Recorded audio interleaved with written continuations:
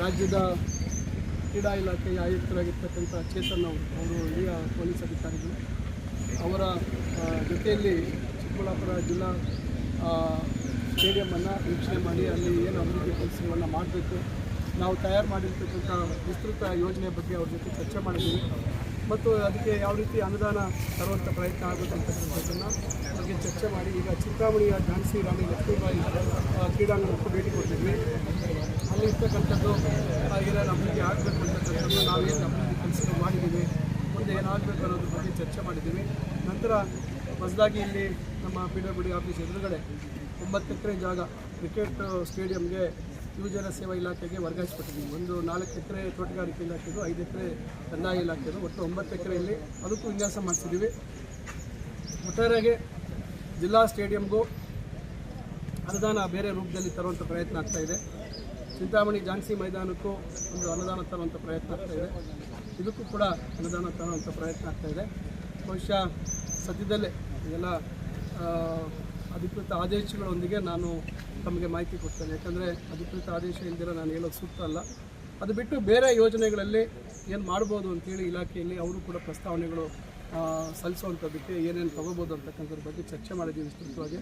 ಒಟ್ಟಾರೆಯಾಗಿ ಇವತ್ತು ಜಿಲ್ಲಾ ಕ್ರೀಡಾಂಗಣ ಮತ್ತು ಚಿಂತಾಮಣಿಯ ಒಂದು ಅಥ್ಲೆಟಿಕ್ ಏನೋ ಟ್ರ್ಯಾಕ್ ಇರ್ಬೋದು, ಅದನ್ನು ಸಿಂಥೆಟಿಕ್ ಮಾಡುವಂಥದ್ದು ಇರ್ಬೋದು, ಅದನ್ನು ಹೆಂಗೆ ಮಾಡಬೇಕು ಅನ್ನೋದು ಮತ್ತು ಕ್ರಿಕೆಟ್ಗೆ ಇವೆಲ್ಲವನ್ನು ಸಮಗ್ರವಾಗಿ ಅಭಿವೃದ್ಧಿ ಮಾಡೋ ದೃಷ್ಟಿಯಲ್ಲಿ ನಾನು ಅವ್ರ ಜೊತೆ ಚರ್ಚೆ ಮಾಡಿದಾಗ ಅವರು ಸರ್ ನಾನೇ ಖುದ್ದ ಬಂದು ನೋಡ್ತೀನಿ, ಭಾಳಷ್ಟು ಕೇಳಿದ್ದೀನಿ ಚಿಂತಾಮಣಿ ಕ್ರೀಡಾಂಗಣದ ಬಗ್ಗೆ, ಅಲ್ಲಿ ಆರ್ಥಿಕವಾಗಿ ಸದೃಢವಾಗಿದೆ, ಅಲ್ಲಿ ವರಮಾನ ಬರುವಂಥ ರೀತಿಯಲ್ಲಿ ನಿರ್ಮಾಣ ಆಗಿದೆ ಅಂತಕ್ಕಂಥದ್ದು ಕೇಳಿದ್ದೆ, ನಾನು ನೋಡ್ತೀನಿ ಅಂತ ಹೇಳಿದ್ದಕ್ಕೆ ಆಯಿತು ಬನ್ನಿ ಅಂತ ಹೇಳಿ ಇವತ್ತು ಅವರು ರಜೆ ಇದ್ದರೂ ಕೂಡ, ಇವತ್ತು ಸರ್ಕಾರಿ ರಜೆ ಇದ್ದರೂ ಕೂಡ ಅವರು ನಾನು ಬರ್ತೀನಿ ಅಂತಕ್ಕಂಥ ಮಾತನ್ನು ನಾನು ಅವ್ರಿಗೆ ಈ ಸಂದರ್ಭದಲ್ಲಿ ಅವರಿಗೆ ನಾನು ಅಭಿನಂದನೆಗಳು ಸಲ್ಲಿಸ್ತೀನಿ. ಯಾಕಂದರೆ ಸಾಮಾನ್ಯವಾಗಿ ಶನಿವಾರ ಭಾನುವಾರ ನಿನ್ನೆ 4th ಸ್ಯಾಟರ್ಡೆ, ಇವತ್ತು ರಜೆ, ಎಲ್ಲ ಟೂರ್ ಹೋಗ್ಬೇಕಾಯ್ತು. ಆದರೆ ಅವರು ನಾನು ಬರ್ತೀನಿ ಅಂತ ಹೇಳಿದಾಗ ನನಗೆ ಆಶ್ಚರ್ಯ ಆಯಿತು. ಇಲ್ಲ, ನಾನು ಊರಲ್ಲೇ ಇರ್ತೀನಿ ಬನ್ನಿ ಅಂತ ಹೇಳಿ ಇವತ್ತು ಅವ್ರು ಬಂದಿದ್ದಾರೆ.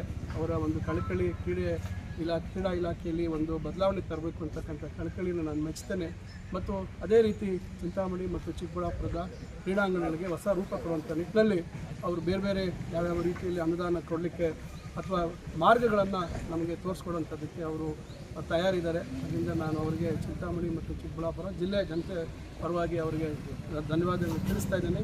ಮತ್ತು ಒಟ್ಟಾರೆಯಾಗಿ ಏನು ಚಿಂತಾಮಣಿಯ ಸ್ಟೇಡಿಯಮಲ್ಲಿ ಅಂಗಡಿ ಮಾಡಿದ್ದೇವೆ, ಸುಮಾರು 1.25 ಕೋಟಿಯಷ್ಟು ಬಾಕಿ ಉಳಿಸ್ಕೊಂಡಿದೆ. ಬಾಡಿಗೆ ಕೊಡ್ತಾ ಇರ್ತಕ್ಕಂಥದ್ದು ಕೇವಲ 2,000. ಈ ರೀತಿಯಾಗಿ ಕೆಲವರು ಬೇರೆಯವರಿಗೆ ಬದಲಿ ಕೊಟ್ಟಿರ್ತಕ್ಕಂಥದ್ದು, ಬದಲಿ ಕೊಟ್ಕೊಂಡಿರೋ ಜೊತೆಗೆ ಬಾಕಿ ಇವತ್ತು ಹಣ ಕೊಡ್ತೀರಾ, ಇವತ್ತು ಬಾಡಿಗೆ ಕೊಡ್ತೀರಾ, ಈ ರೀತಿ ಸಾರ್ವಜನಿಕರ ದುಡ್ಡು ಇವತ್ತು ಅವರು ಕೊಡ್ತೀರಾ, ಇವತ್ತು ಲೋಪ ಎದುರಿಸ್ತಾ ಇದ್ದಾರೆ. ನಾನು ಅದಕ್ಕೆ ಇವತ್ತು ಭಾಳ ಕಠಿಣವಾಗಿ ಹೇಳಿದ್ದೀನಿ, ಯಾವುದೇ ಕಾರಣಕ್ಕೆ ಬಿಡೋದು. ಮಾನವೀಯತೆಯ ದೃಷ್ಟಿಯಲ್ಲಿ ನಾವು ಬೀಗ ಹಾಕಿ ಅವರಿಗೆ ಖಾಲಿ ಮಾಡಿಸ್ಬೋದು.